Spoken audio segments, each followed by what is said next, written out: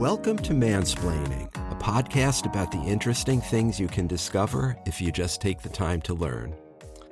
You know the drill by now, folks. My name is Joe. I'm your host for this week, and as always, I'm joined by my college friend Mark. Together, we'll explore what's on our minds and hopefully figure out a thing or two about a thing or two. Mark, I thought I'd dispense with the usual small talk before this episode because I want to make another observation to you prior to you starting your presentation. So The question I put to you, I'm going to repeat verbatim. It is, Mark, if you had a son and he wanted to play football, would you let him? I answered the question last time, and my answer was an emphatic no. And in reflecting on our last episode about the reliability of scientific studies and prepping for this episode, it occurred to me that we really need the science about repetitive brain trauma to be accurate, or we have no basis for deciding whether to let our kids play football. Yeah. That thought occurred to me. It kind of connects the two episodes, the last one and this one. And I know you're going to get into this in detail, but I just wanted to start us off with that observation and see if you had any thoughts about that. Yeah, that, of course, is critical. If you don't know what you're talking about, then the only thing you're left with is emotion-based reasoning, and Right. that tends to lead us in a bad direction. I will be able to offer a few indications in this regard, but more study is definitely needed. Yeah. Particularly with youth sports, because youth sports is just poorly documented, as I'll mention later. That generally speaking, there's not a full medical staff on the sideline at a youth football game, and so we don't have the data that we have from professional football Right. at the same degree of precision for younger youth groups. So, Right. yes, more study is definitely needed. Right. And yet for all the talk about fraud in our last episode, I was thinking, Jesus, I sure hope there isn't any fraud in this area of scientific research because so many important decisions are hinging on it, you know? Yes, absolutely. At least very little money is at play when it's 10-year-olds running around on the field. Yeah.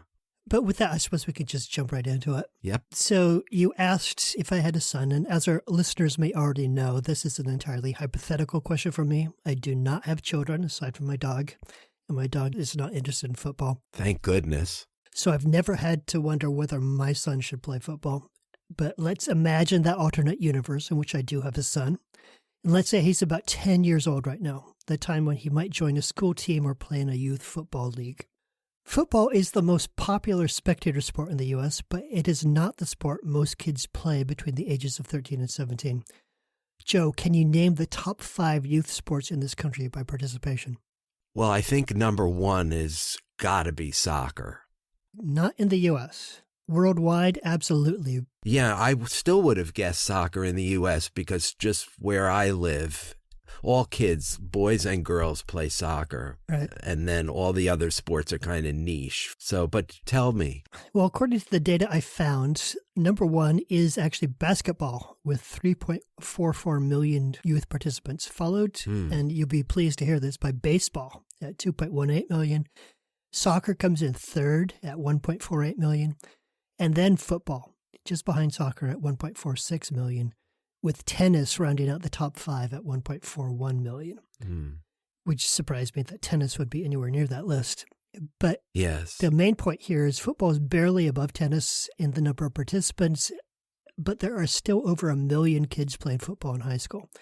I played it too for one season in 6th grade, and that one season was enough to convince me that soccer was a better choice for me. Oh, yeah. How about you? Did you play football when you were a kid? Oh, I'm so glad you mentioned that because I have almost the exact same story as you. I played organized football for 1 year, and something happened on the practice field that basically warned me off football for the rest of my life, as a player at least. I got the wind knocked out of me in practice. You know, what happens, you hit your solar plexus and you lose your wind, and I was kind of gasping for air. But the coaches thought I had swallowed my mouthpiece. Yeah. So they put me down flat on the ground. They started sticking their hands in my mouth, seeing if they could grab the mouthpiece. And I was struggling for air at the time. So it was a really horrifying, scary situation. And that was basically it for me as a player of football. Yep. We can talk about our football fandom separately, I guess. But to answer your question, 1 year and out, just like you. Yeah, for me, the one experience that crystallized my experience in youth football is, for some crazy reason, in the middle of a game, my coach put me in at defensive line. And I was this tiny little kid. And I remember the kid across from me on the line was easily twice my size. And he was just throwing me around like a rag doll. And after one sequence of plays, I went to the sideline and, close to tears, I told the coach that if I had to play more defensive line, I was going to quit the team. And he had this super surprised look on his face, and he was like, okay, you don't have to. But that was all I needed to know, that football and my height and weight were not a good mix. And I switched to soccer the next year. Yeah. And there's no avoiding the fact that football is a physical sport, as I experienced firsthand, and tackling is where injuries tend to happen. As a hypothetical father, I would have to be concerned with my child being seriously injured. So that's what we'll be talking about today, how risky football is for younger players. Now, I will not be considering the risks of playing professional football, because for most kids, that's a pipe dream. Even for kids who are good enough to play on their high school team, the chance of playing pro ball is 0.16%. Or roughly 1 in 600. So that's a fairy tale. The real question most fathers confront is whether it's too risky to let their sons play football between the ages of 10 and 18. And let's also say right up front that it's not just football that carries risk of injury. Personally, in younger days, my most serious injuries were in basketball and skiing. I broke my arm playing basketball, and I damaged cartilage in my knee while skiing. And I also broke some bones in soccer, though they were minor bones in my feet. If you look at total injuries, broken bones, sprains, dislocations, and that sort of thing, kids actually have a higher chance of being injured in soccer or baseball than they do in football. But where football distinguishes itself is in injuries to the head and neck. Here, there are other sports that are about the same level of risk. The risk of catastrophic injury in football is about on par with the gymnastics, for instance. And by some measures is actually lower than the risk you find in ice hockey, where the risk for a concussion is about the same as football, and hockey also has that idiosyncratic risk that a fist fight will break out in the middle of the game. Yeah. And then there are sports like boxing or mixed martial arts, where giving and receiving severe blows to the head is a fundamental part of the game. And if you do it really well, it might get you on the cover of Sports Illustrated. So if I were a father, I'd be particularly concerned that my child avoid these sports. But we're talking about football today, so let's examine the risks there. The most commonly injured body parts in football at all ages are the knee, the ankle, the hand, and the back. Most injuries are sprains, strains, and contusions. And contusion is the fancy word for bruising. Injuries to the head and back are relatively uncommon. Depending on the study, they represent between 5 and 13% of all injuries from the sport. But of course, they can be much more severe. When catastrophic injury does happen in football, it generally happens during tackling, especially when one or more players lead with their head when tackling, a technique known as spearing. Spearing is dangerous both for the tackler and the player being speared, and it's been against the rules since 1976. The incidence of catastrophic injury in football has declined ever since that year, but every football fan will tell you that you still see it in games from time to time. You can seriously injure your neck by spear tackling, but what football has really become known for lately is concussions. And again, the majority of concussions result from tackling or being tackled. Older players are more likely to suffer concussions than younger players. They're bigger and faster, so they tend to run into each other with more force. But concussions are not unknown in the younger divisions. One study looked at emergency room visits for children between 2001 and 2018. The cases that involved sports-related injuries averaged out to about 230,000 per year, and about 1/4 of those were head injuries from tackle football. It's actually difficult to track the incidence of injuries in youth football because, as I mentioned at the top of this episode, most teams don't have trainers on the sidelines to diagnose or keep records of those injuries. But one study by Seattle Children's Hospital placed trainers with youth teams over a 2-year period, and found that 5% of players experienced a concussion over the course of a single season. The 5% figure was later confirmed by a second study, so we can be pretty confident about that number. The majority of concussions happen in practices rather than games, so some have suggested that there should be no tackling except in games as a way of reducing the incidence of concussions. Others, though, have argued that players who aren't trained to tackle and be tackled are more likely to get injured, so limiting tackling might actually make football more dangerous. In addition, playing football might have long-term effects. One study suggests that playing tackle football increases your odds of developing Parkinson's disease. Wow. Not by a lot, I should say. For every 8 years of playing football, your odds go up by about 1%, but there is an effect. There is, though, contrary evidence in this area. One long-term study of men who played high school football in 1957 showed no higher prevalence of cognitive decline, depression, or alcohol use in former football players. But it's undeniable that multiple concussions can have serious effects. Post-concussion syndrome is no joke. I know someone who suffers from it, and even years later, he still struggles with sensitivity to bright lights. Multiple head injuries have been hypothesized as causative of chronic traumatic encephalopathy, or CTE, a condition that can cause cognitive decline, headaches, short-term memory problems, and changes in behavior such as sudden explosions of anger. If I were the father of a hypothetical son, and he were to suffer a concussion, be it in football, hockey, skiing, lacrosse, gymnastics, or what have you, I would definitely make sure he has time to fully recover before he plays again. Can I stop you right there? Because you just made a distinction between repetitive head injuries and concussion. I've been reading how the focus had been on concussion for the last few decades in football, but there's new research, I think out of Boston University, that head impacts themselves, not concussion, is what causes CTE. Yeah. So that we need to reduce head impacts generally, not so much concussion specifically. Yeah, that's a good call out. I might be using the term concussion somewhat loosely here. So yes, expand the term to include head injuries in general. Now, you don't get CTE from one head injury or even from two. Studies indicate that the average number of concussions or head injuries leading to CTE is 17. Wow. So CTE is a risk primarily for people who play football or other contact sports for a very long time, probably even professionally. Right. But there are undeniable risks to playing football, and they've received a lot of attention in the press. As a consequence of this, for years now, parents have been steering their kids towards soccer and other alternative pursuits, while youth football has been in decline. The peak of youth tackle football participation was way back in 2009, and participation today is down 6 to 7% overall. It's not in decline everywhere, however. Quick quiz, Joe. Participation in youth tackle football declined by more than 20% in 11 U.S. states, but over the same period, participation rate rose by even more in 7 states. How many states can you name on both sides of that divide?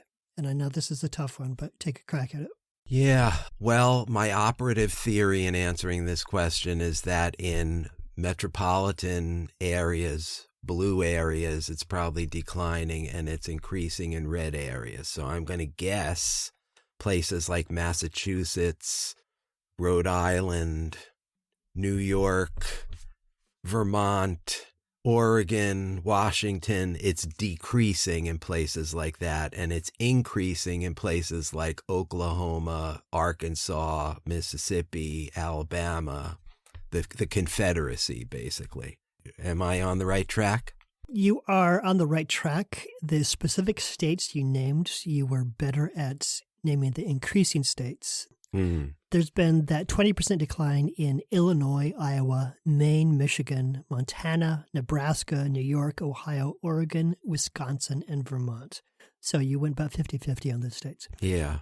The states where it's increasing, Alabama, Louisiana, Mississippi, Nevada, Oklahoma, Texas, and Utah. So it's kind of a north versus south divide. Yes. Nevada and Utah in the southwest, plus a cluster of states in the south and southeast, are the only parts of the country where youth football is growing by leaps and bounds. It's flat or in decline everywhere else, and the decline is great enough that it's fueling a decrease in overall high school sports participation. And look, you have to wonder whether the growth, after all this evidence about CTE, is a microcosm of political polarization and the turn against science on behalf of Red America. I think that's at play. I also think partly at play, and this study itself pointed it out, is that the states where football is thriving at the youth level are predominantly Southeast Conference states. And for non-sports fans, the SEC is the preeminent football conference at the college level. And those are basically mini pro teams. Right. Teams like Clemson and Georgia and Alabama. And they're on television all the time, and they are constantly talked about among sports writers and sports commentators on television networks. And so there's just so much attention and so much press and so much media and so much advertising around it that probably a lot of that is driving it as well. Yeah, football culture is strong. Yeah, if you grow up in those states, these are heroes when you're growing up. You want to be like your heroes. You want to play football. Yeah. Now, football is still the preeminent sport in this country. I think we mentioned on this podcast before that 47 of the top 50 television broadcasts in 2019 were football games. Yes. But it's becoming more of a spectator sport in the country overall than a participatory sport. Kids today might be playing flag football or soccer, or maybe they're playing video games instead, but far fewer are putting on the shoulder pads today. Participation in youth basketball is also in a long-term year-over-year decline, which suggests that safety concerns are only one of the factors behind this trend. But of course, safety is a primary concern for parents, and they're not just aware of the risks of playing tackle football, they're hyper-aware. I mentioned earlier the stat that over the course of a season in youth tackle football, about 5%, or 1 in 20, of the players will suffer a concussion. When parents are polled, however, 83% thought the percentage was 10% or more, and 25% of parents believed that more than half of all players suffer a concussion every year. There are real risks to playing tackle football, especially year after year when one injury after another can pile up for some players. That is undeniable. It is also true, however, that the perception of football's dangers is greater than the reality. And I think this is an example of something I've seen in many different areas. As a society, we have a very binary way of thinking and talking about risk. Either something is risky or it's not. Either something will give you cancer or it won't. We don't really have a language for discussing the various degrees of risk. Yes. In 2021, for instance, 4 high school football players died from injuries they suffered in practice or in games. And that's a tragedy. 4 lives snuffed out far too early. Every single year, though, about 500 teenagers in America die of drug overdoses, and more than 3,000 die in car accidents. Ask the average parent which is more dangerous for their child, playing tackle football or traveling in a car, and I guess that a number are likely to say football, even though the risks of death and serious injury by car accident are several hundred times higher. Now, I can hear the objections. The use of a car in some parts of this country is nearly mandatory. I grew up in one of those parts of the country. Right. While outside of Texas and some other parts of the South, football was entirely optional. Why not have their kids play something else if doing so would remove a little bit of risk from their lives? And I can see how a parent would feel that way. Less risk is better than more risk. But I have 2 things that those actual parents should consider. First, tackle football carries risks, but it also involves exercise and social bonding, both of which are important to children. If they're not playing football, I'd strongly recommend soccer or basketball, baseball when it's in season. Don't let them just sit on the couch and play video games. And I say this as someone who likes to sit on the couch and play video games. Do as I say, not as I do. I like video games. I've played them all my life. Even so, I think being out in a field, running around with a ball, has benefits that esports do not. And I can tell you that I have much more vivid, beneficial memories from my childhood of being on the basketball team, playing soccer with my friends, playing baseball with my friends, than I do playing games on a monitor. Yeah, no argument here. I completely agree. Second point, telling your kid he can't play football can seriously backfire. There's a phenomenon called reactance that comes into play in these situations. Reactance is a psychological response that occurs when individuals perceive their freedom of choice to be restricted. When someone feels compelled or pressured to make a certain decision, they may experience reactance, which is the clinical name for the desire to rebel against an imposed choice. As a hypothetical parent, I'm not simply deciding whether to allow my son to play football. If the answer is no, I'll need to explain that to him. I'm sure you're aware of this, Joe, even more so than I am, but the desire for autonomy and independence becomes increasingly strong during adolescence, and kids want to be in control of their own decisions. Yes, definitely true. If I were to come to my hypothetical son and just tell him what he is and is not allowed to do, it could trigger a reactance response, which is to say he might try to play football anyway behind my back, or possibly engage in compensatory acts of defiance or rebellion. Psychologists say that the way around reactance is to aim for a balanced approach that respects the child's autonomy while offering guidance and information. The child's thoughts, feelings, and concerns should be part of the conversation. Share your understanding of the risks of playing football and give them a chance to share their feelings and preferences. Yeah. You don't need to give into what your child wants, but you do need to take their feelings into account and explain your decision, ideally offering some benefits to this decision in addition to the costs. Yeah. You're aiming for something that feels like a collaboration between you and your child. Yeah, all true. And I'm not here to pick a fight with reactance. It's absolutely true. And I think it's particularly true after adolescence and in the teenage years, in particular from my own experience with kids. But when you started this section, I thought of that old saying, you don't get to choose which sport your kid loves. And my own experience of being a parent, I beg to differ with that. I think you can get to choose what sports your kids love if you're going through that process prior to their reaching adolescence. You know, parents do have some agency here. Sure. And my own story is that I love baseball. I taught my son to love baseball. He started playing organized baseball at age 6, and straight through high school he played. He's no longer interested in playing baseball. He plays ultimate frisbee now in college, but I was able to influence him in that way. And I think that's an important point. I know you're focused on ages 10 to 18, but I think it's worth saying that if you have a chance to stop your kid from playing football, you should take that opportunity and do it before they become adolescents. Yeah, that's a good point. And thank you for your actual parent perspective on that. Parents definitely do have a role for this. If I give the impression that I'm saying that you just have to allow the kid to make their own choices, no, parents clearly have influence over their children. It's just don't steamroll them is really the advice I'm offering. Yeah. And I wasn't suggesting that you were saying that. I think the difference in our approaches is your focus is on the adolescent child, where it is much harder to affect their likes. Yep. But if you start earlier, at least I found you can have some success in that area. Right.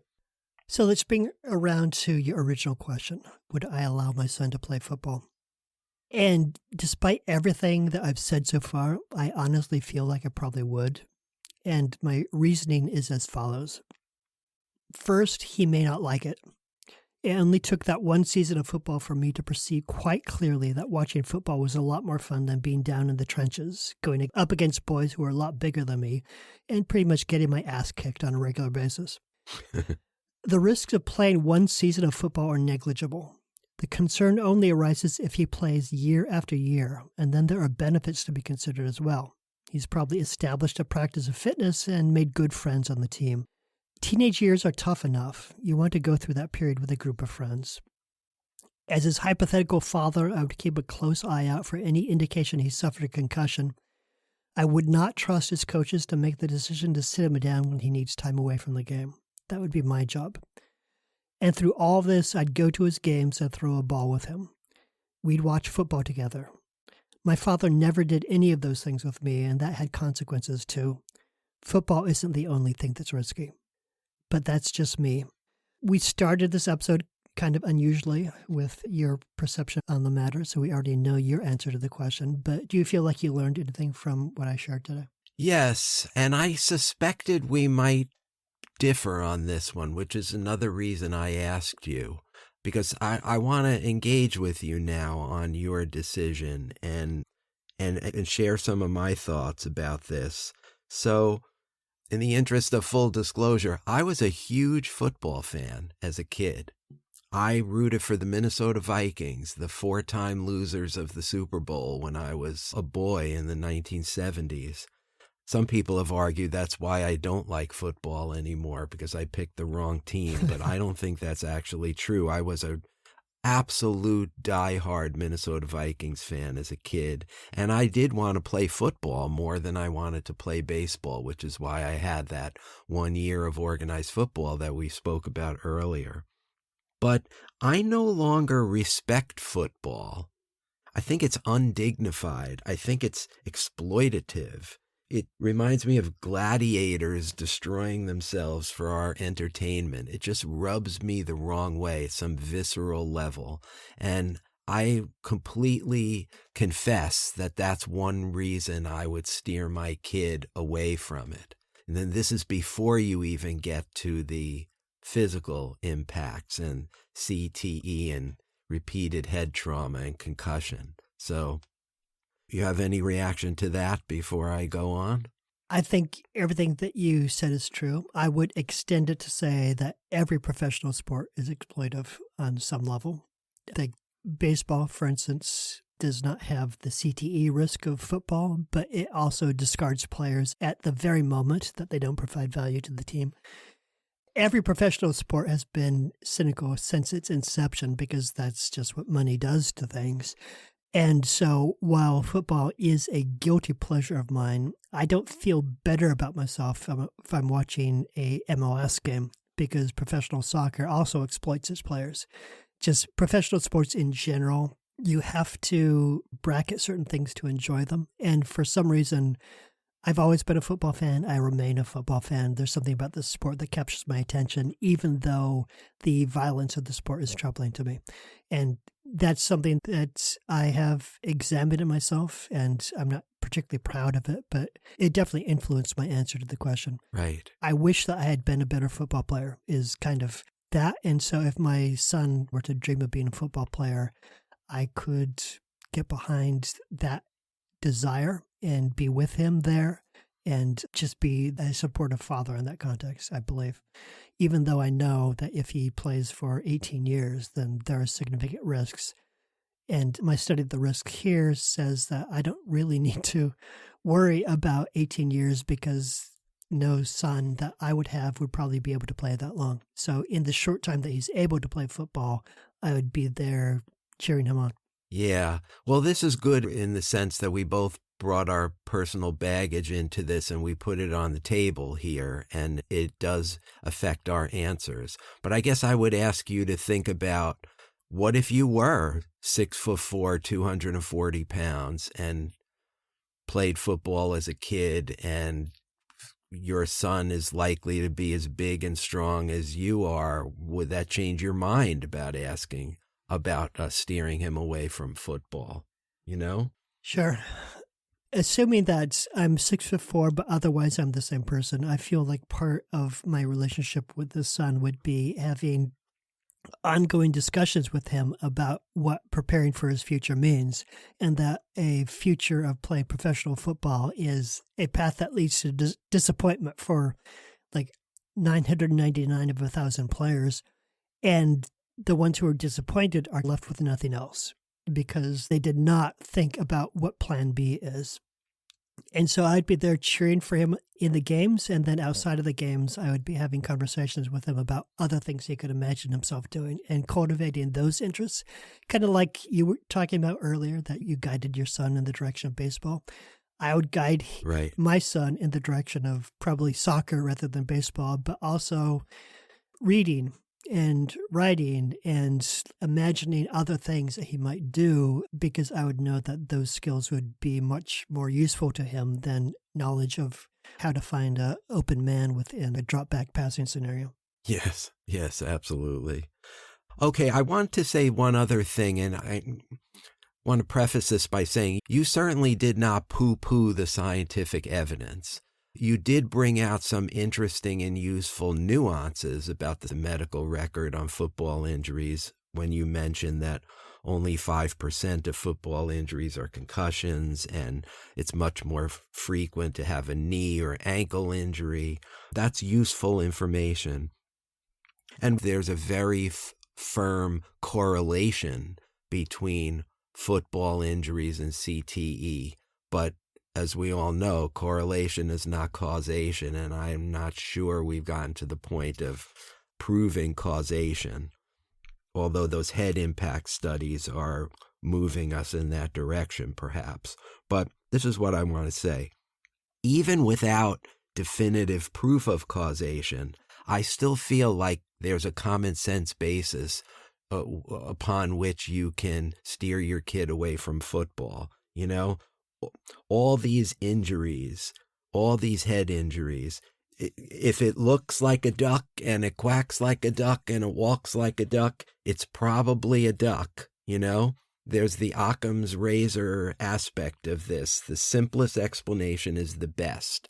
People are getting CTE, disproportionately football and hockey players, therefore it must be the head injury, you know? So let's dispense with all the, there's no proof, there's no definitive proof, so I'm going to keep letting my kid play football. I just don't buy that. I think there's a lot of common sense that leads you to avoid football.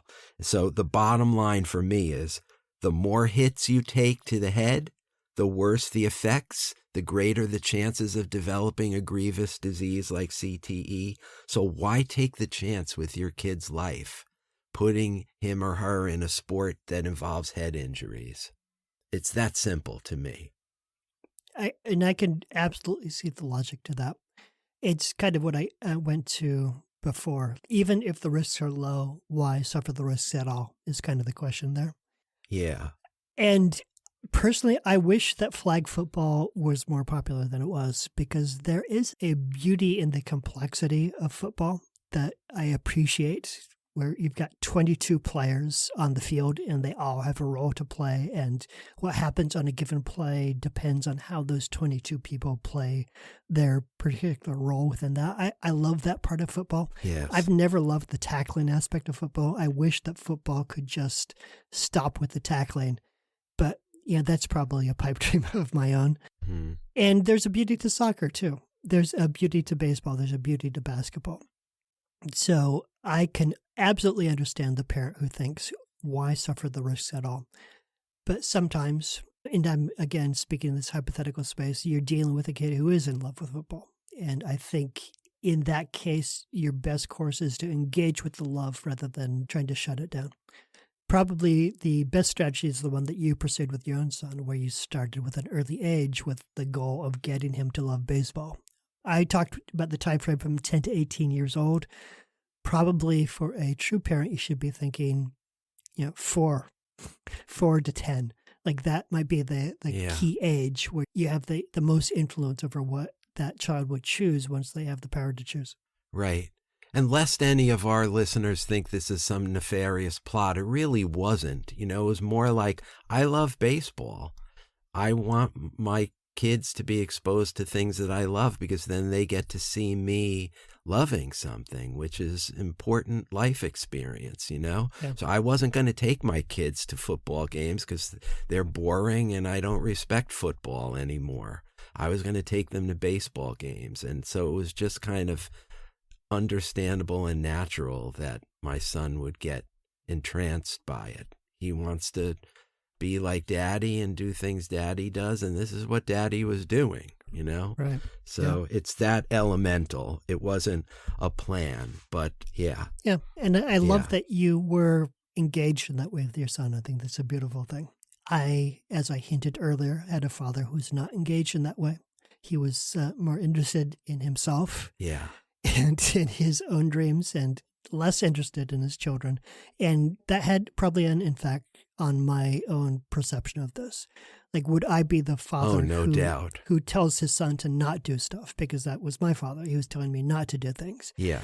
And so it's probably just on a deep, visceral, emotional level, I would want to be the father who says yes, because I did not have that kind of father. So that's kind of like the peek behind the curtain of my answer. Yes, right. And I think we can both agree that a father like that, that's self-absorbed and not engaging with his child, is probably doing a lot worse damage on average than would be done if the kid were playing football, you know? Yeah. So. Yeah, I do not suffer from CTE today, but I continue to suffer from father-related issues. Yeah. So it's become my lifelong debilitating condition. So do you feel like I answered your question? Yeah, thank you. It was an interesting conversation and one I wanted to have, and one I suspected we'd be a little bit at odds with each other, which we were. And to some earlier comments that we agree too much, maybe this was a good topic for that reason, too. Yeah. So are you ready for your question for next time? Yeah, I sure am. Fire away.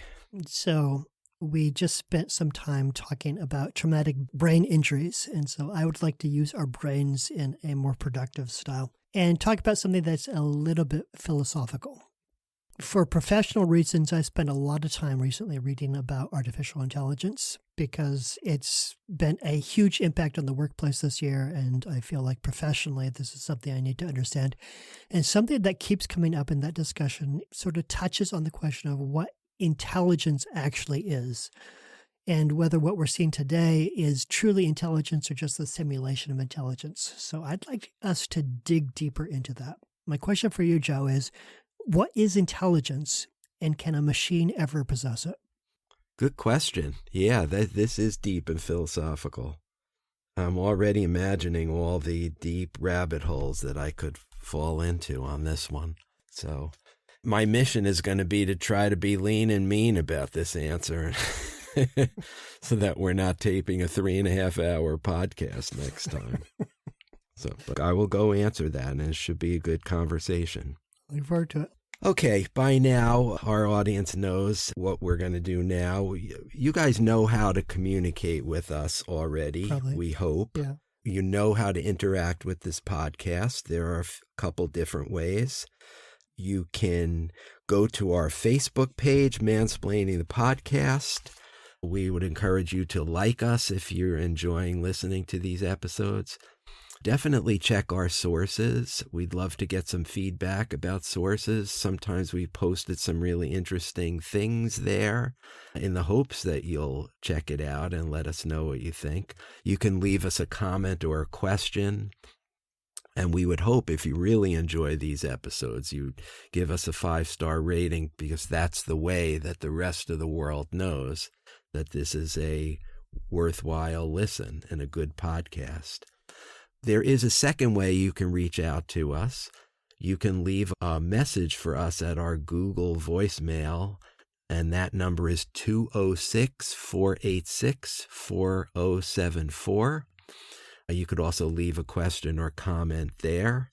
You can find this podcast pretty much wherever you listen to podcasts, if you haven't noticed that already. Our home site is Buzzsprout, but we're also available on Apple, Amazon, Google, Spotify, and many other podcast platforms. So please do check us out and look at our large body of podcasts, where I think we're over 75 episodes now, running the gamut of human knowledge. Would that be fair to say, Mark? Running the gamut of two humans. Yes. I meant there's a breadth to the topics that we take on from time to time. As you can see, we're pivoting from football to intelligence. That's polar opposites in a way, isn't it? Spoken as a non-football fan, but yes. Yes, right. But for now, that's all for this episode. That was Mark, and I'm Joe, and we'll talk to you next time. See you then. That's it for this edition of Mansplaining. Mansplaining is brought to you by Joe and Mark and nobody else. Thank you for hanging out with us for a little bit, and we'll see you next time.